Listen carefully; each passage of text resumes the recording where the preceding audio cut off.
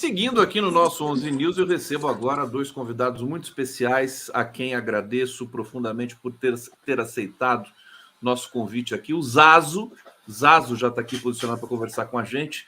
Deixa eu apresentar o Zazo para vocês, realizador audiovisual, fotógrafo, radialista, jornalista, formado pela Universidade Federal de Alagoas. E o Dilson Ferreira, arquiteto urbanista, professor da Universidade Federal de Alagoas, mestre em desenvolvimento e meio ambiente, doutor em energia e meio ambiente.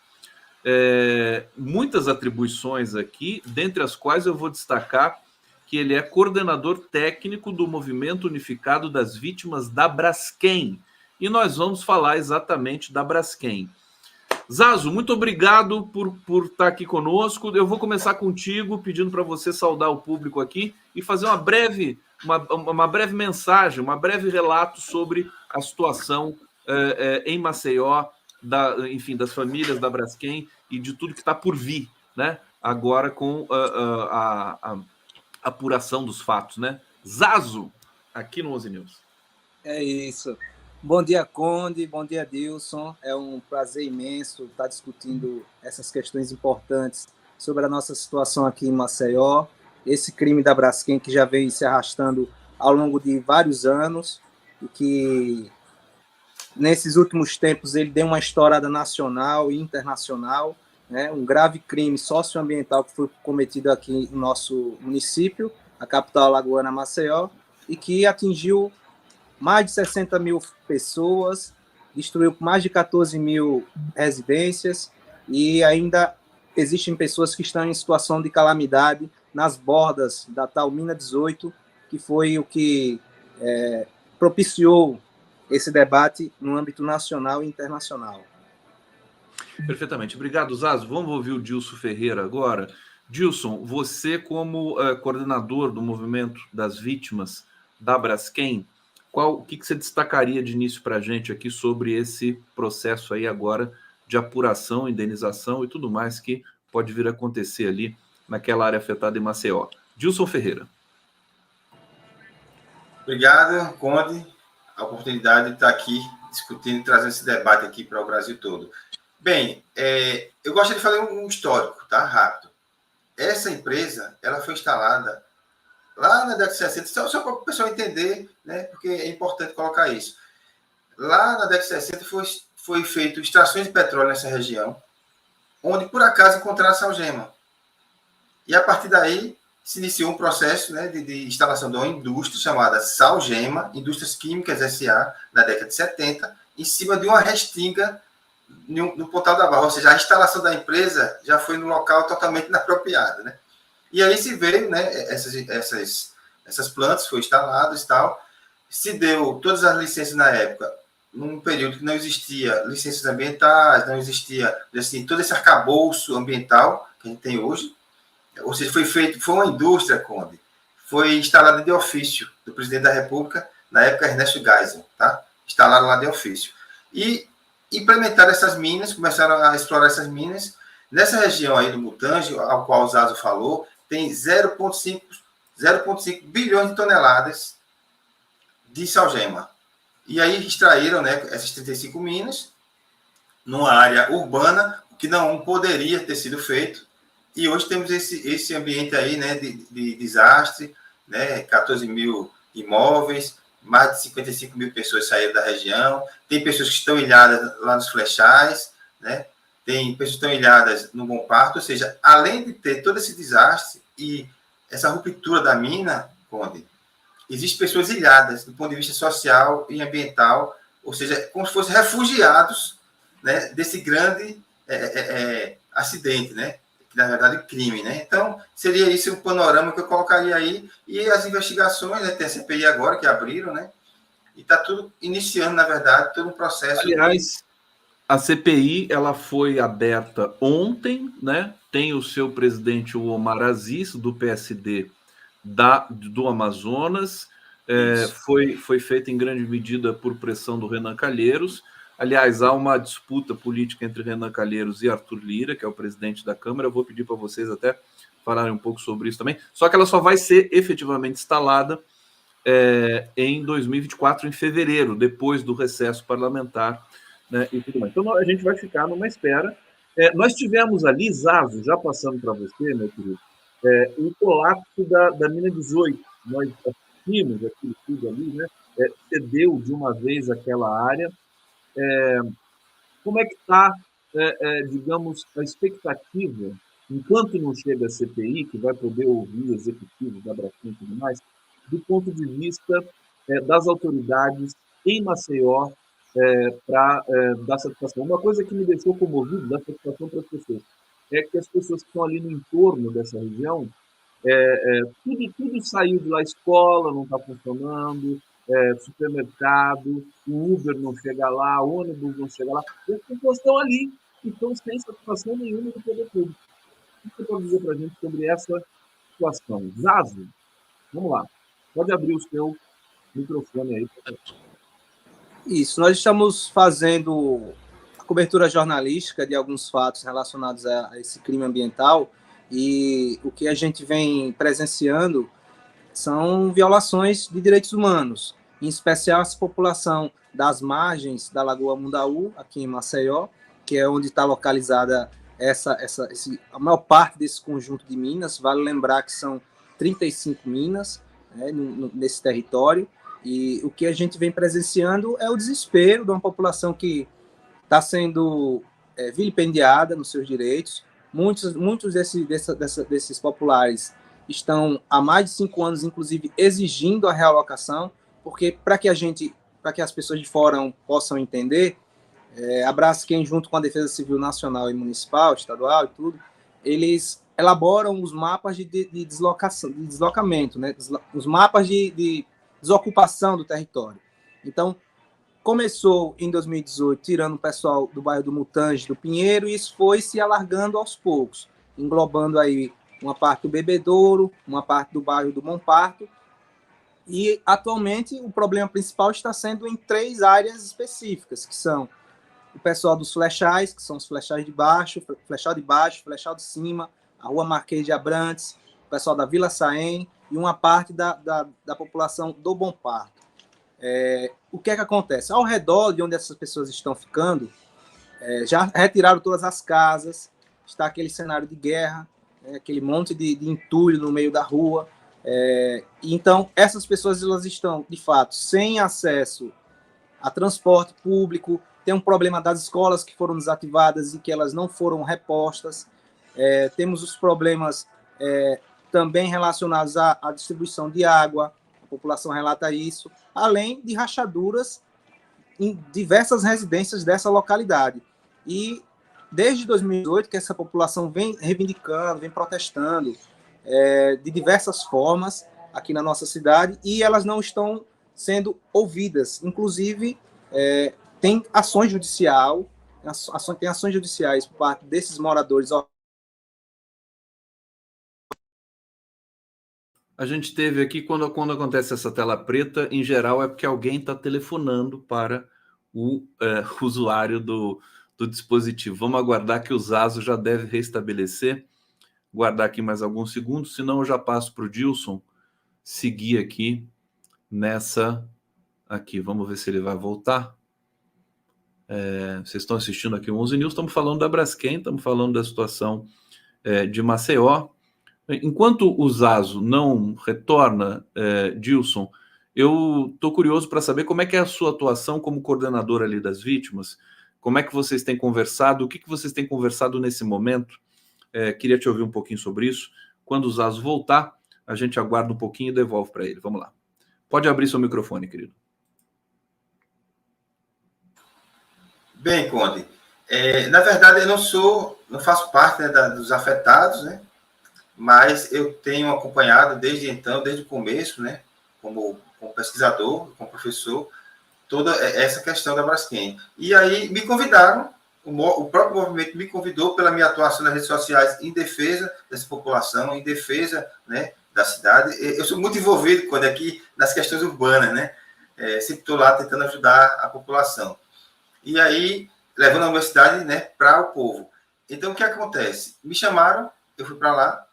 Atualmente, nosso trabalho lá é de sistematizar toda a parte técnica, ou seja, tanto eu quanto a Neire Vani Nunes, bióloga, Aliás, deixa eu só dizer aqui que a Neire teve ontem aqui e a Lenilda Luna também. Lenilda Luna. A Neire é absoluto. Vocês dois fazem uma parceria fantástica, né? E a Neire, bióloga, inclusive a gente está em outras frentes aí também, eu e Neire, né? Então, o braço técnico, Conde, do MOVE, né, do movimento, fica entre eu e Neire e outros colegas, né? Onde a gente faz essa conexão com os órgãos ambientais, com a universidade, e a gente tem clamado por dados. Agência Nacional de Mineração, a gente tem CPRM, IMA, que é Instituto do Meio Ambiente aqui, Secretaria Municipal de Meio Ambiente, Defesa Civil. Existe um apagão de dados, que a gente não tem acesso a esses dados, né? Eu estava vendo agora há pouco o chefe da Defesa Civil aqui municipal falando que tem 70 equipamentos monitorando a área. Cadê os dados? Onde é que estão esses equipamentos? Então, nossa atuação dentro do MOVE é exatamente essa, tentar trazer para o debate público uma questão, às vezes, que é muito técnica, né? Vamos supor, o rompimento da mina, né? Essa questão do risco. Essa região toda aí, tem muita infraestrutura. Tirar as pessoas da região, da forma como, né, já foi explicado aqui, de forma, às vezes, até a força, né, como ocorreu ultimamente, dia 18, dia 1º e dia 31. E o que acontece? Só para concluir, para passar para os ASA. Essa região toda aí passa água, sistema de água, de abastecimento, adutora, sistema de gás para a cidade, sistemas de telefonia, ou seja, existe um monte de infraestrutura que passa nessa região. Então, se tiver um colapso de outra mina, né, como já foi anunciado pela Agência Nacional de Mineração, que existe o risco, a gente pode simplesmente parar boa parte da cidade, com desabastecimento de água para mais de 300 mil pessoas, com vazamento de gás. Então, assim, não é uma coisa apenas que envolve a comunidade que foi retirada. Retirou a comunidade, resolveu. Não resolveu. A gente tem muito problema aí que pode afetar toda a cidade de Maceió, afetar o turismo, afetar... Então, assim, é algo muito complexo, entendeu? Então, a gente, no MOVE, faz essa análise técnica.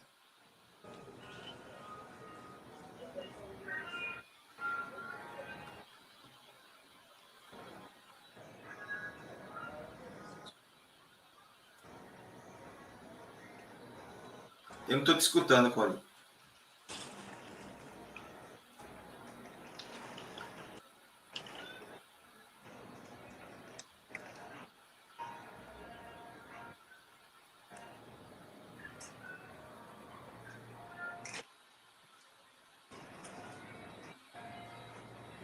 Conde, não estamos escutando você.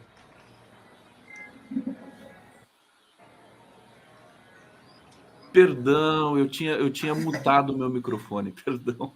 Eu estou tão concentrado aqui, o Zazo voltou. Querido, já vou passar direto para você. Você tinha sido interrompido ali. Pode tomar a palavra. Então, como essa situação ela não afeta apenas esses 5 bairros, né? É importante frisar isso, porque atrapalha a cidade como um todo, em especial a questão do trânsito mesmo. Quem é aqui de Maceió sabe como está caótica a situação do trânsito, porque vias importantes, secundárias aqui da cidade, foram interditadas em razão desse crime socioambiental. E essa questão da violação dos direitos humanos, ela aconteceu em especial, aconteceu a Noite do Terror, né, em Maceió, que foi no dia 29 de novembro, onde a Defesa Civil Municipal foi em algumas comunidades mais carentes, no caso aí foi no Bom Parto, foi nos Flechais, para retirar a população de forma abrupta e imediata. E existe a gente até fez a denúncia em rede social que aconteceu, a gente publicou na mídia Ninja esse conteúdo, que aconteceu um tratamento diferenciado. Esse tratamento diferenciado ele já vem acontecendo desde o início da subsidência no solo, no qual os moradores do bairro do Pinheiro têm um certo tratamento diferente, né? Tem um certo privilégio no sentido das indenizações. É um bairro mais considerado classe média, então as pessoas têm mais condições tem mais estrutura para reagir a essa grande empresa multinacional, enquanto as pessoas mais pobres da beira da lagoa não têm. Muitas delas, inclusive, muitas dessas pessoas sobrevivem dos pescados, sobrevivem do sururu, que está sob ameaça. A gente não sabe ainda, não se tem estudos após o rompimento da mina 18, de quais são os impactos reais desse evento no ecossistema lagunar. Porque como é uma mina de sal, e esse sal ele pode entrar em contato direto com a lagoa e aumentar significativamente a salinação da lagoa, isso pode acabar com os pescados, pode acabar com o sururu, que é uma grande fonte de proteína e de renda aqui da nossa população maceioense. E a prefeitura, em especial, ela vem anunciando que está tudo tranquilo, que a situação está se normalizando e que não tem ninguém em risco. O que a gente comprova que não é verdade. As pessoas estão lá no Bom Parto, em situação de miserabilidade total. De vez em quando saem algumas notícias de que Maceió é um dos lugares onde se tem um alto nível de miserabilidade, de pobreza, de falta de acesso aos direitos básicos. E onde é que está essa população? Parte dessa população está nessa área, que é a área do Bom Parto, a área dos Flechais, que as pessoas estão passando duras necessidades. E quando eu mencionei que houve um tratamento diferenciado nessa noite do terror, que foi 29 de novembro, que a Defesa Civil queria tirar o pessoal às pressas para colocar em colégios, em alojamentos improvisados, houve, por parte dessa mesma Defesa Civil, a oferta de hotéis e pousadas para pessoas do bairro do Pinheiro, né? Então, de fato, além de ser um crime grave contra uma população imensa, acho que nos Flechais tem aproximadamente 3 mil pessoas, o Dilson deve ter acesso a números exatos, né?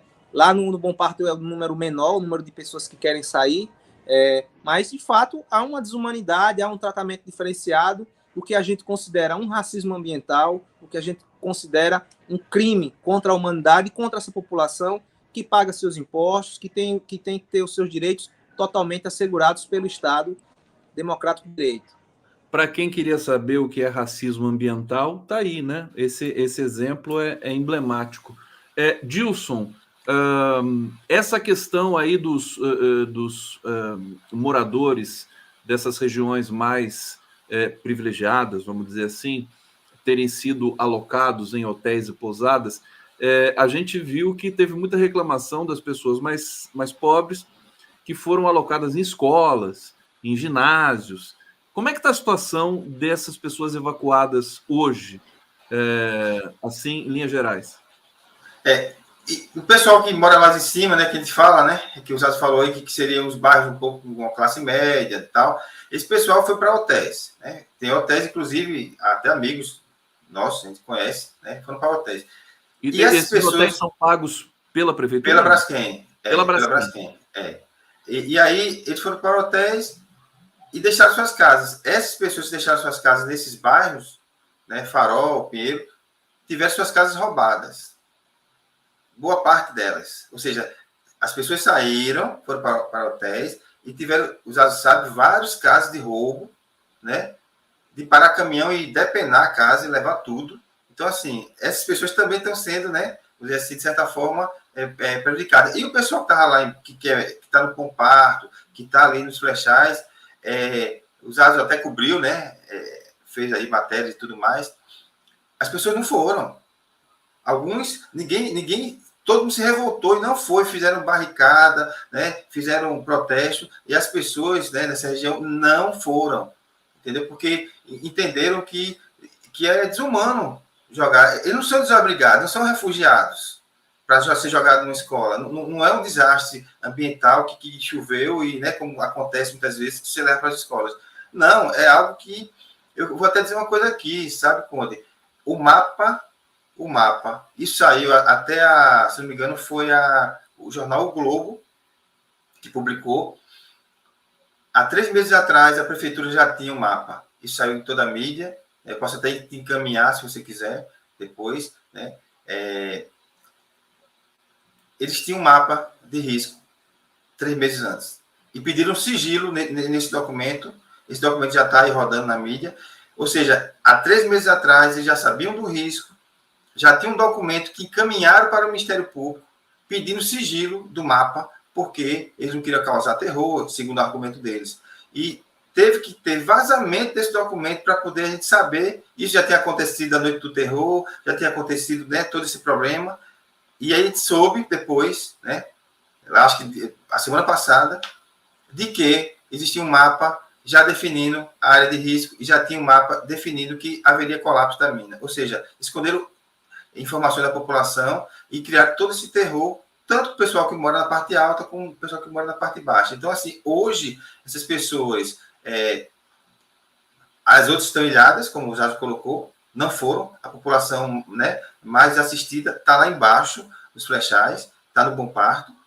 E eu queria até destacar que não é só essa região. O Zazo, ele mora na região, né, também, e que é a região lagunar, Vergel. Tem outra região lá que continua, que na verdade é um descaso total com a população durante décadas, né? A orla lagunar, e aí inclui onde estão essas minas, porque a orla lagunar começa nos flechais e vai até o Vergel. O trecho que está, vamos dizer assim, com essas minas é o trecho do Mutange, tá? Ali do Mutange, até mais ou menos o Bom Parto, pega no Bebedouro. Tem o outro lado todinho, onde tem o mercado da produção, que é o mercado da cidade, onde tudo alaga. Então, assim, não é apenas um problema da mina, é um problema de urbanismo, de planejamento urbano durante décadas. É como se eu tivesse duas cidades. Eu tenho uma cidade instagramável, que é a orla lagunar, e tenho uma cidade esquecida, que é, né, a orla como é que chama? Marítima, né? Onde estão os hotéis, é a cidade instagramável. E a cidade esquecida é a orla lagunar, onde estão as minas, onde estão os alagamentos, onde estão o descaso e as pessoas mais desassistidas. Quanto mais a gente conhece o drama, né, das pessoas e da cidade de Maceió, de maneira geral, mais a gente vê que o problema é muito maior do que aparentemente ele é exposto, né, inclusive pelas mídias convencionais, que recebi pessoas aqui de Alagoas que acompanham isso há muito tempo, dizem que a mídia local também virou as costas para isso durante muito tempo, né? Porque é um problema que você diz 3 meses, mas ele remonta a anos, muitos anos, né? No passado, que já tinha perspectiva de 40 anos. Oi? 40 anos, desde o começo da exploração, né? Basicamente é uma exploração temerária. Vou passar para o Zazo. Deixa eu trazer comentários do nosso público aqui. Ana Pimenta está falando um pouco, a gente está falando da violência aqui com o Tardelli. Ela diz o seguinte: é possível federalizar o uso das câmaras nas lapelas dos vários tipos de polícia diante de inúmeros assassinatos? Esse aqui a gente vai tratar. O Nassif daqui a pouco vai chegar aqui, a gente trata isso com o Nassif também, porque a gente está dando muito destaque à questão da Braskem, aproveitando nossos dois convidados nesse momento. Volney Lima Silva colaborando conosco. Isadora Brown está dizendo: a Braskem está publicando publicidade de página inteira nos jornais hoje. Eu não sei a respeito de quê, né? Espero que seja a respeito do problema, porque daí é um serviço que eles estão prestando.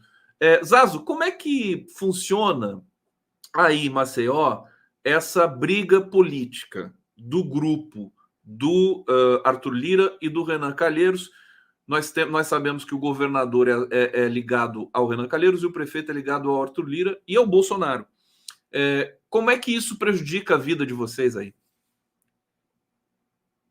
Pode ligar o microfone. Eu acho que essa briga só prejudica o povo, em especial a população que está aguardando a realocação com a indenização justa. O que acontece? O próprio Dilson acabou de mencionar que as pessoas não saíram dos seus locais de moradia, muitas delas, em especial nessas áreas pobres. Porque para muitos não faz muito sentido isso. Como é que eles estão há mais de anos tentando fazer com que a Braskem os indenizem para que eles construam suas vidas em outros locais, e do nada a Defesa Civil aparece lá com ônibus, com polícia, né, para remover essa população. Talvez eles tenham, seria um achismo meu, uma especulação da minha parte, eles acreditaram que poderiam fazer uma operação heróica, de chegar lá à noite, 9h30 da noite, 10 horas, 10h30, para remover o povo, botar o pessoal como gado dentro de ônibus, para levar para abrigos improvisados em escolas, só que eles não combinaram isso com o povo antes.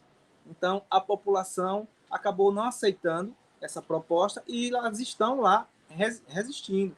Aconteceram nas últimas semanas 2 manifestações, no qual os movimentos sociais decidiram, localmente aqui em Alagoas, encampar essa luta, porque não é uma luta só das vítimas da Braskem, né? Então a gente está buscando construir a população, os movimentos sociais como um todo, do campo e da cidade, estão integrados nessa luta e convidando outros setores também na sociedade, porque não é questão de bandeira partidária, eu acho que essa é uma coisa que o movimento social está buscando deixar bem claro, que isso não é uma campanha eleitoral, isso não é um palanque político.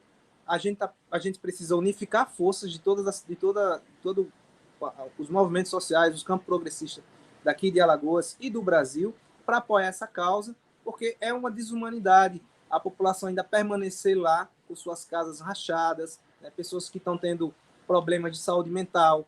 Nós temos aí uma estimativa de que 14 pessoas cometeram suicídio ao longo de todo esse processo. Pessoas que estão tendo crises de pânico, crise de ansiedade, depressão, né? Então, são muitos problemas. Não é somente a questão socioespacial, uma questão geográfica, né? E, nesse momento, esse problema é fato que tem responsabilidades compartilhadas do âmbito municipal, estadual e federal, do ponto de vista de fiscalização, de emissão de licenças, né? De tudo isso.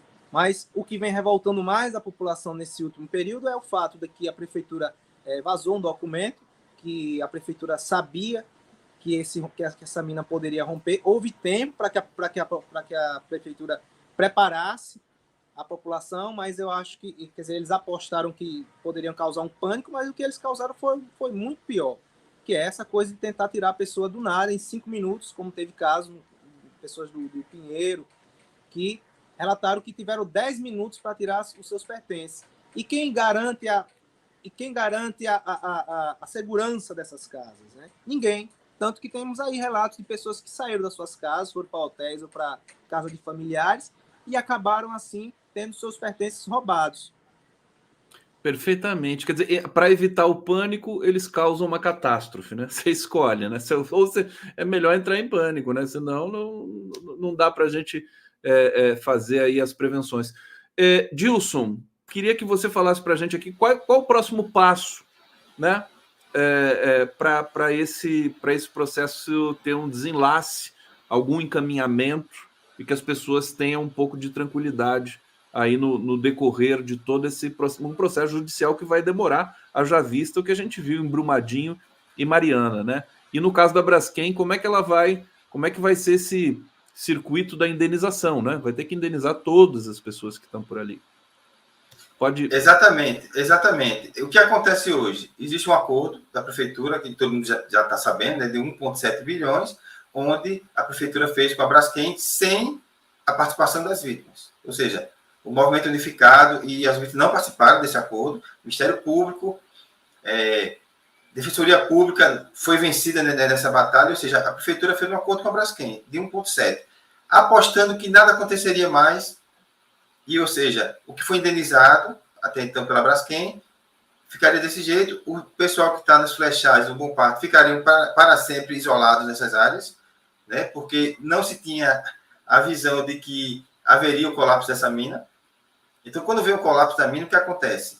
Vem tudo isso à tona, né? Essa noite do terror que o Zazo falou, a retirada dessas pessoas, ampliação desse mapa, porque agora incluiu mais pessoas, mais residências, incluiu os flechais, existe uma briga jurídica, inclusive a Braskem descumpriu uma decisão judicial de incluir as vítimas do Bom Parto, né? O Zazo sabe disso, no processo de realocação. Então, assim, e eu sempre falo, se a Braskem está descumprindo, é o governo que está descumprindo, porque o governo tem 47% de ações dentro dessa mineradora. Então, assim, é por isso que existe essa briga, sabe, Conde, entre Arthur Lira e Renan Calheiros, né? A gente está vendo aí, né? E aí o Lula mediano aí, então. Então, assim, o que é que acontece hoje? Quais são os próximos passos? Realocar essas pessoas, reconhecer, né, como o Zazo colocou, que essas pessoas que estão ilhadas, que recebam uma indenização justa e se evacue essa área, tá? E aí se inicia um processo de requalificação naquela região do ponto de vista ambiental, querem fazer um parque urbano aí, Só que você tem que ter a mitigação. O que é que se precisa hoje? De dados. Abrir os dados da Braskem, abrir os dados da Prefeitura, abrir os dados da Agência Nacional de Mineração, né? Todos os órgãos técnicos têm que abrir os dados para que se monte um grande portal de dados. E aí sim, a academia, as empresas da Prefeitura, todos os entes públicos consigam propor uma solução para a região. Qual a solução que foi colocada pela Agência Nacional de Mineração? Injeção de areia dentro das minas. E detalhe, essa areia, acho que a Nery deve ter falado aqui, foi retirada de uma área de sensibilidade ambiental, que é Marechal Deodoro, ou seja, cometeram outro crime para tentar resolver um outro crime. Então, assim, a gente viu que essa metodologia e essa técnica não deu certo, é tanto que a mina colapsou. Então, assim, o que falta hoje, na verdade, é realocar as pessoas, reconhecer que são vítimas, fazer a realocação e a indenização justa, né?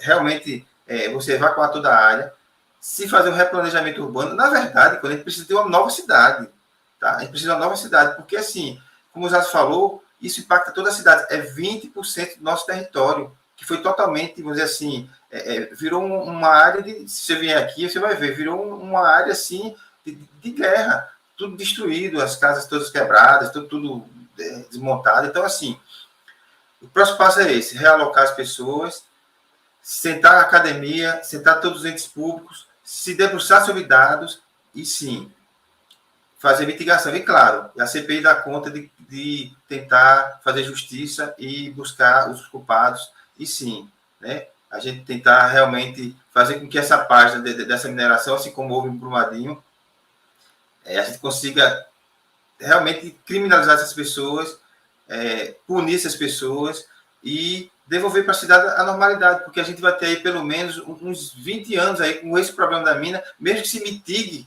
venha fazer mitigação, a gente vai ter esse problema. Então, assim, não é uma coisa que vai se resolver rápido, entendeu? É uma cicatriz, né, na cidade Exatamente. de Maceió, que vai levar um tempo para absorver. Olha, a gente ganhou mais um tempo aqui, vamos aproveitar. Eu quero perguntar para o Zazo como é que é o trabalho dele, porque teu trabalho é de divulgar. Você tem um perfil no Instagram que é muito acessado, né? E você mostra ali as questões que vão aparecendo, né? Conta um pouquinho dessa tua experiência. Você registra, você fotografa, você filma. Como é que você fez esse trabalho de divulgação aí, que eu sei que foi muito importante para a população aí de Maceió?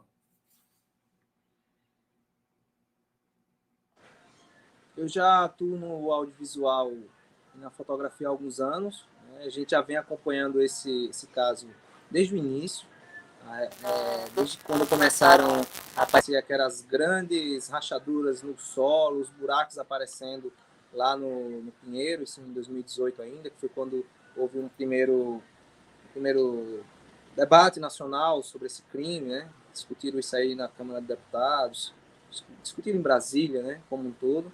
E esse caso ele virou o tema do meu TCC, meu trabalho de conclusão de curso da Universidade Federal de Alagoas. Nós tivemos a oportunidade de gravar um documentário, em especial com um recorte na população mais fragilizada do Mutange e da Gruta do Padre, que a Braskem, através do acordo que foi assinado pelo Ministério Público Federal, Estadual, DPU, todos os órgãos públicos, né, sem a participação dos moradores, vale frisar isso, né, os moradores não tiveram uma participação ativa, eles não foram ouvidos nisso, né, e essa população que a gente fez uma vivência, uma verdadeira vivência, é um bairro vizinho ao nosso aqui, mas nós passamos vários dias, né, até meses, ao longo de meses, gravando lá, e nós percebemos que o sofrimento da população lá é imenso, em especial porque nesse acordo que foi firmado entre as autoridades, além de não escutar a população, a Braskem fez o esforço de desqualificar aquela região. E a indenização que foi paga na época foi, quer dizer, o teto de pagamento ali, que existe uma cláusula específica para essa população da encosta do Mutange, foi de R$ 81.500, sendo R$ 21.500 como dano moral e R$ 60.000 pelo valor da residência.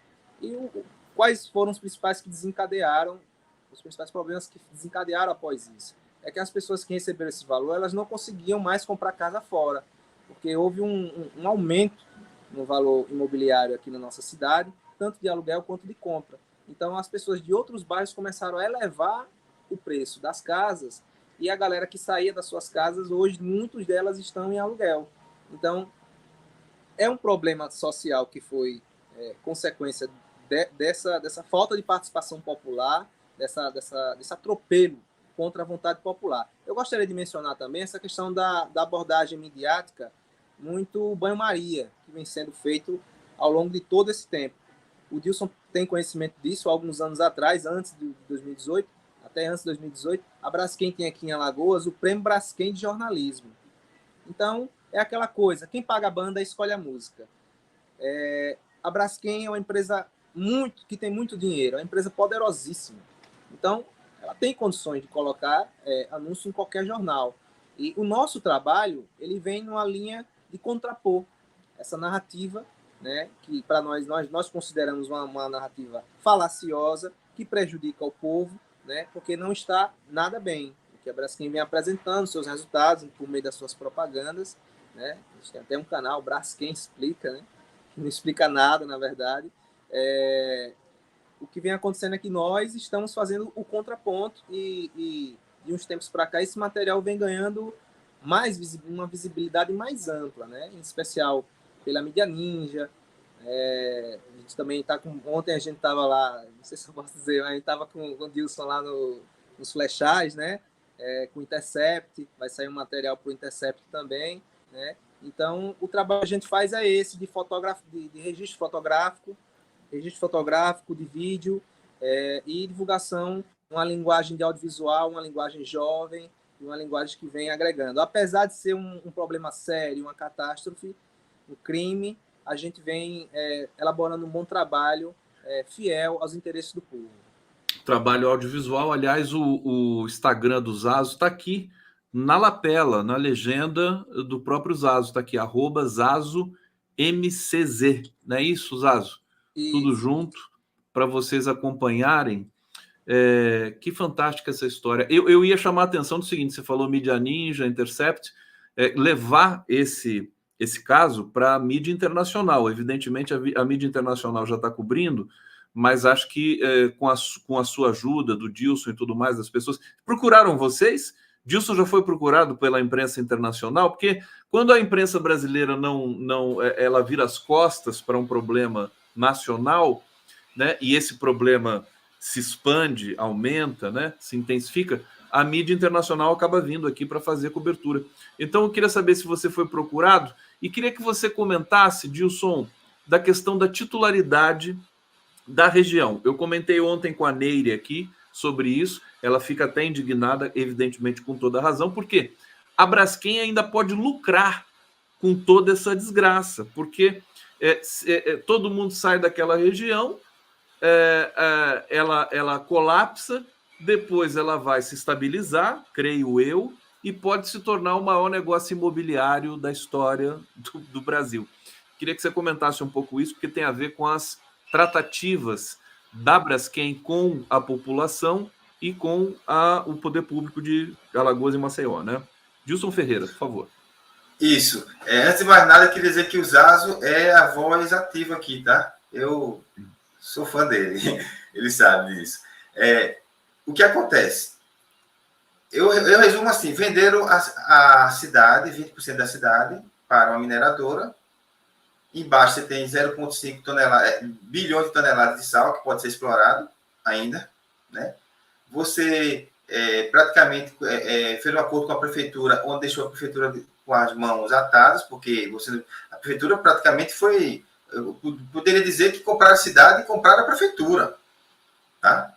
Nossa Câmara Municipal não se pronuncia, né? Os vereadores, poucos, acho que 6 ou 7 se pronunciam.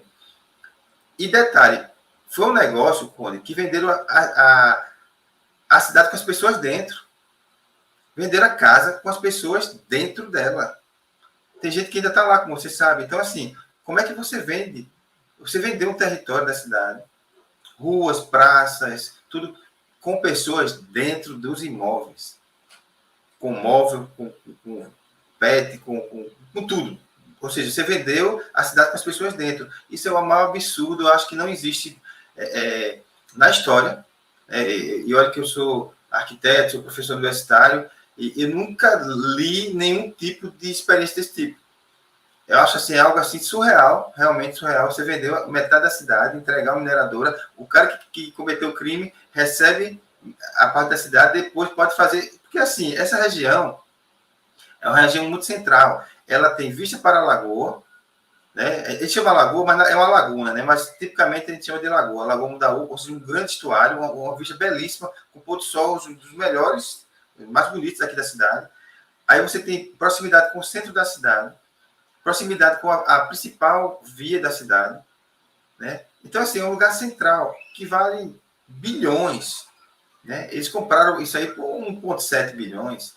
Então, assim, a titularidade hoje, sim, é da Braskem, né? É isso que o Ministério Público, junto com a Defensoria Pública, está buscando rever isso, né? Houve uma reunião com o governador, estava presente lá, nessa reunião, na segunda-feira, onde o governador já colocou que vai lutar para tomar de volta tudo isso aí.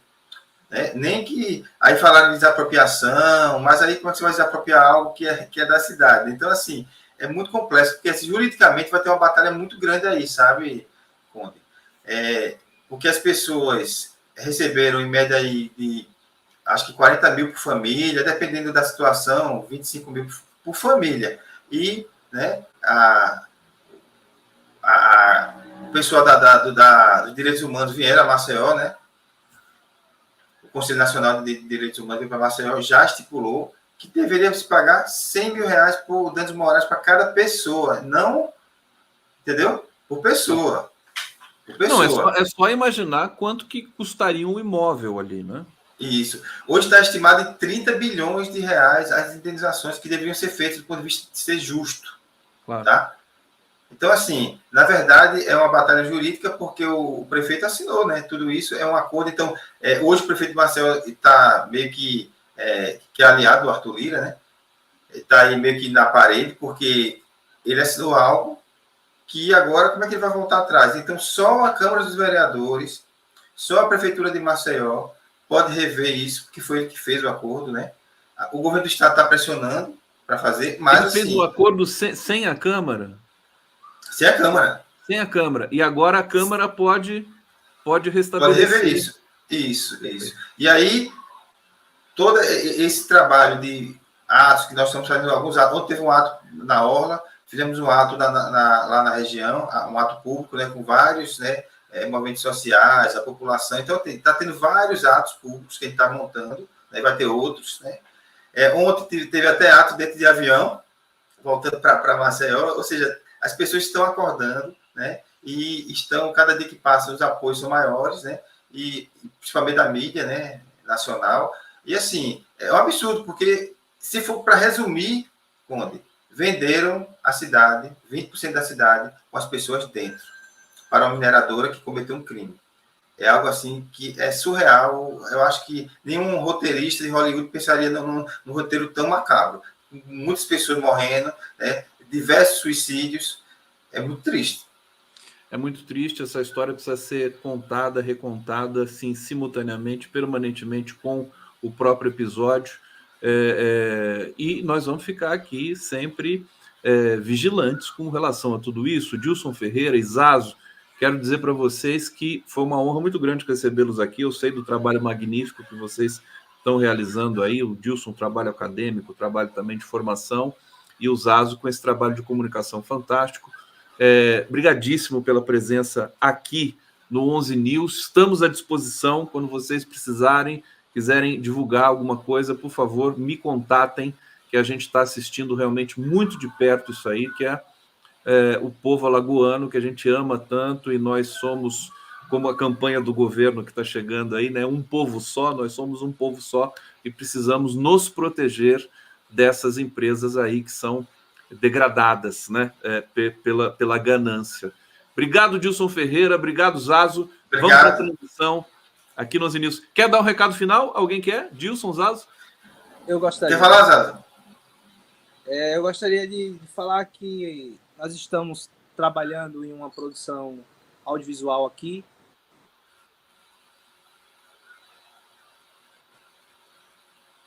Acho que travou.